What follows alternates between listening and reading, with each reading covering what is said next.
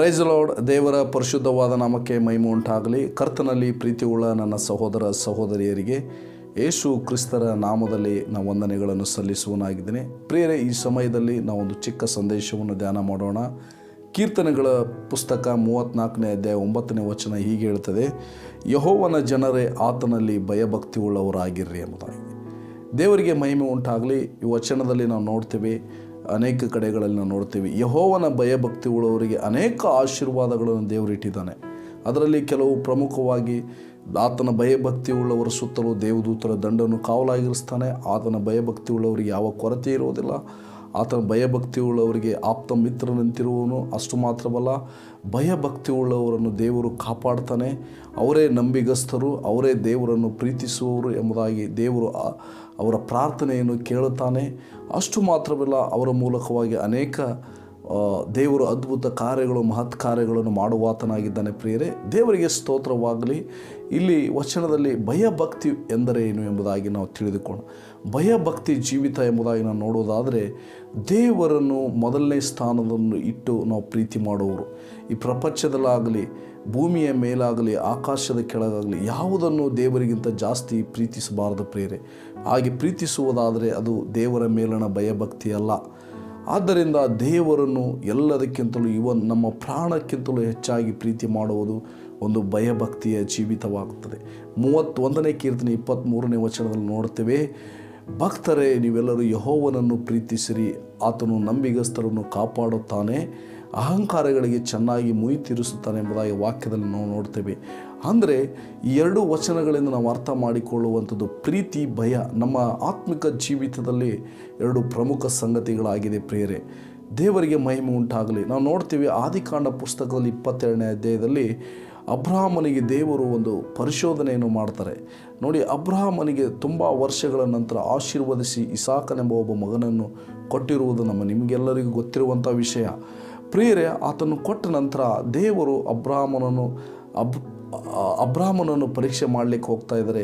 ನಿನ್ನ ಒಬ್ಬನೇ ಮಗನಾದ ಇಸಾಕನನ್ನು ನನಗೇನು ಮಾಡು, ಯಜ್ಞವನ್ನು ಅರ್ಪಿಸು ಎಂಬುದಾಗಿ ಅಬ್ರಹಾಮನು ಹಿಂದು ಮುಂದೆ ನೋಡದೆ ಆ ದೇವರಿಗೆ ಯಜ್ಞವನ್ನು ಅರ್ಪಿಸಲಿಕ್ಕೆ ಹೋಗುವುದನ್ನು ನೋಡ್ತೇವೆ. ಆವಾಗ ದೇವರು ತಡೆದು ಏನು ಮಾಡ್ತಾರೆ, ಈಗ ನನಗೆ ನೀನು ಭಯಭಕ್ತಿ ಉಳ್ಳವನೆಂದು ತೋರಿ ಬಂತು ಎಂಬುದಾಗಿ.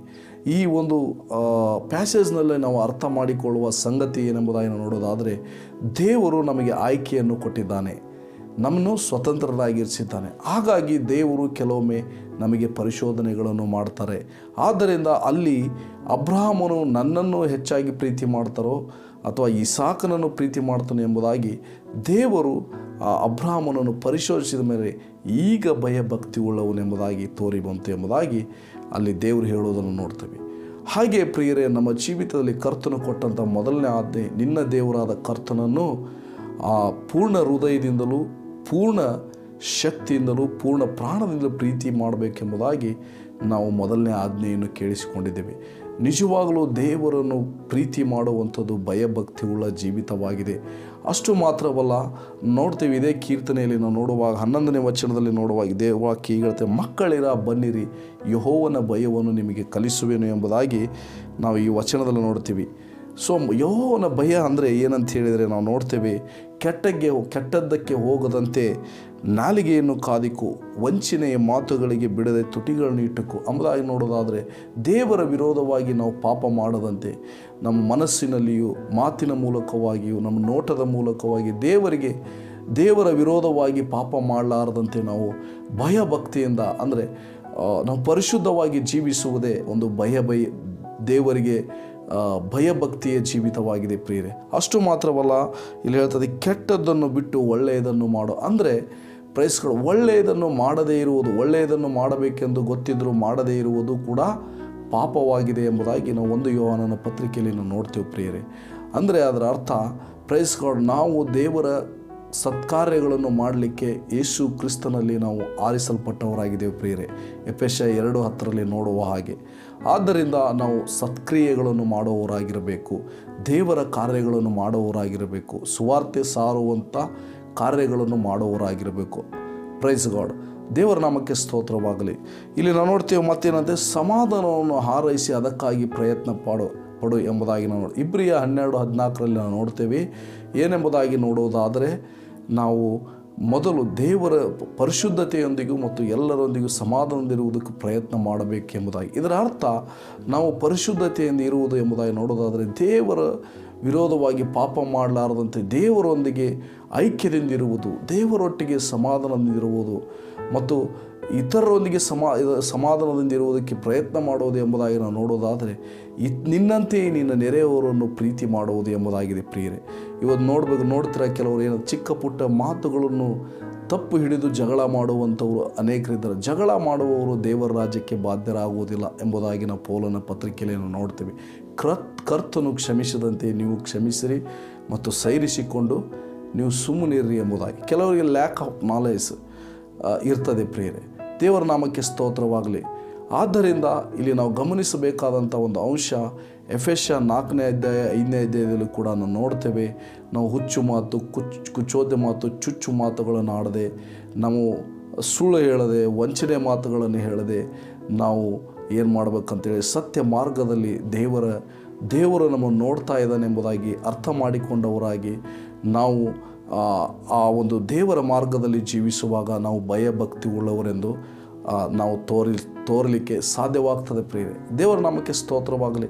ನೋಡಿ, ಯೋಸೇಫನ ಜೀವಿತವನ್ನು ನೋಡಿದರೆ ಅವನು ಪಾಪವನ್ನು ದ್ವೇಷಿಸಿ ಓಡಿ ಹೋದನು ನೋಡ್ತೇವೆ ಪ್ರಿಯರೇ. ನೋಡಿರಿ, ಪಾಪವನ್ನು ದ್ವೇಷ ಮಾಡೋದು, ಪಾಪದಿಂದ ಓಡಿ ಹೋಗುವಂಥದ್ದು ಅದು ಜಾಣರ ಲಕ್ಷಣವಾಗಿದೆ ಪ್ರಿಯರೇ.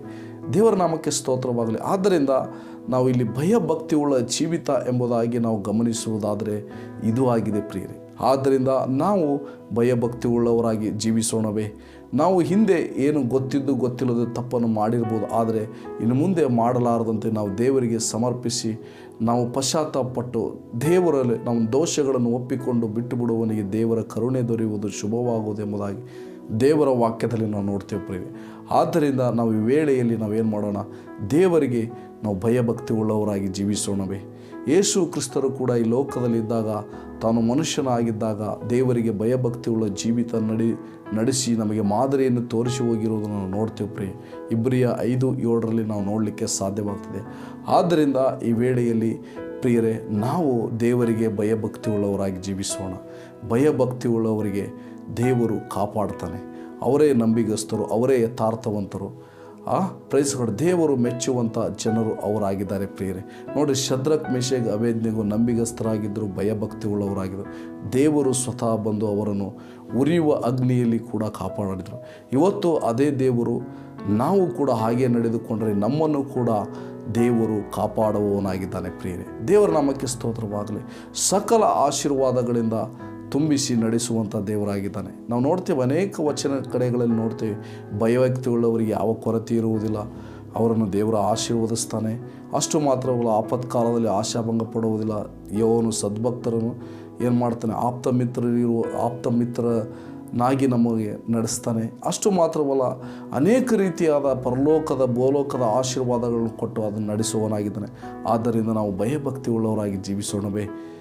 ಈ ಸಂದೇಶದ ಮೂಲಕ, ಈ ವಾಕ್ಯಗಳ ಮೂಲಕ ದೇವರು ನಿಮ್ಮನ್ನು ಆಶೀರ್ವಾದ ಮಾಡಲಿ. ಪ್ರಾರ್ಥನೆ ಮಾಡಿಕೊಳ್ಳೋಣ. ಪ್ರೀತಿಯುಳ್ಳ ಪರಲೋಕದ ತಂದೆ ದೇವರೇ, ಹೌದು, ಭಯಭಕ್ತಿ ಉಳ್ಳ ಜೀವಿತವನ್ನು ಜೀವಿಸಲಿಕ್ಕೆ ನಮಗೆ ಸಹಾಯ ಮಾಡಿರಿ, ನಿಮ್ಮ ಬಲವನ್ನು ಕೊಡಿರಿ. ಹೌದು ಕರ್ತನೇ, ಸ್ತೋತ್ರ ಸ್ವಾಮಿ. ಹಿಂದೆ ಮಾಡಿದ ತಪ್ಪುಗಳನ್ನು ಮಾಡಲಾರದಂತೆ ಮುಂದೆ ನಾವು ನಿಮಗಾಗಿ ದೇವರೇ, ನಿಮ್ಮ ಸಾಕ್ಷಿಯೇ ಜೀವಿತವಾಗಿ ದೇವರು ನಾವು ಜೀವಿಸಲಿಕ್ಕೆ ಸಹಾಯ ಮಾಡಿರಿ. ಎಲ್ಲ ಮಹಿಮೆ ನಿಮಗೊಬ್ಬರಿಗೆ ಸಲ್ಲಿಸ್ತವೆ. ಈ ಸಂದೇಶವನ್ನು ನೋಡುವಂಥವ್ರನ್ನ ಆಶೀರ್ವದಿಸಿರಿ, ಬಲಪಡಿಸಿರಿ. ಮಹಿಮೆ ನಿಮಗೆ ಸಲ್ಲಿಸ್ತಾ ಪ್ರಾರ್ಥನೆ ಯೇಸು ಕ್ರಿಸ್ತರ ಧನ್ಯ ನಾಮದಲ್ಲಿ ಬೇಡಿ ಹೊಂದಿದ್ದೇವೆ, ಪರಲೋಕದ ಜೀವವುಳ್ಳ ತಂದೆ. Amen. Thank you. God bless you.